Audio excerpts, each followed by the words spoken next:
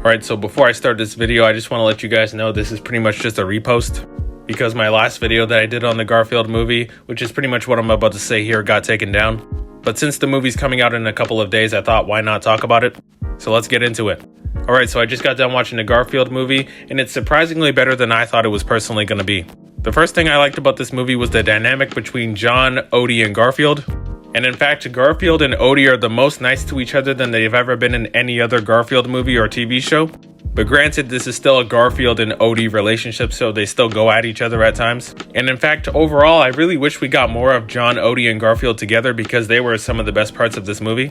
And if they end up making a sequel, which is probably going to happen, I hope we get to see more of John, Odie, and Garfield together, because it really was the best part of the movie for me. Chris Pratt as Garfield was actually a lot better than I thought as well. I think he puts in more effort than he did for Super Mario Bros.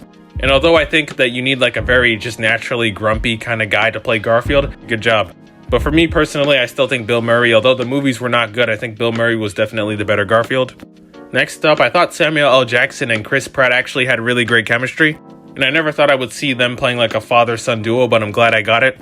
And for me, they really do feel like the heart of the story. Because all I'm going to say is that they do not have the best relationship at all.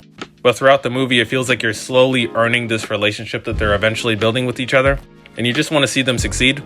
And the animation for this movie overall is pretty good. And in terms of the actual Garfield look, this is probably as good as you're going to get. And I know I said that Chris and Samuel L. Jackson are like the heart of this story, but overall this movie just has a lot of heart in it. And the soundtrack itself is actually really good and kind of emotional at times. And Hannah Waddingham, who seems to be playing like an angry British woman for like the second time this year with the Fall Guy in this, but she's still very good at playing that. But I would like to see her do more roles because I think she's a lot more capable of an actor. My problems with this movie is simply that I didn't really like the story of like they have to go and do this thing, otherwise they're dead. It's something that's generic and that's been played out for any other movie, and I don't think this movie did anything different. And although this movie is 90 minutes, at times it definitely felt a lot longer than that. And this movie definitely had some major pacing issues. And also for me personally, the comedy overall is definitely 50-50. Because there are moments in this movie where I was genuinely laughing at the jokes. But then some of them just did not work for me at all. And I don't think there's any like stupid jokes that are like stupid unnecessary fart jokes or anything for kids or anything. But it just didn't work for me. So overall, I would say the Garfield movie is kind of like McDonald's in a way where you eat it and you have a good time with it in the moment, but you forget about it. But while you're in that moment, you actually kind of enjoy it.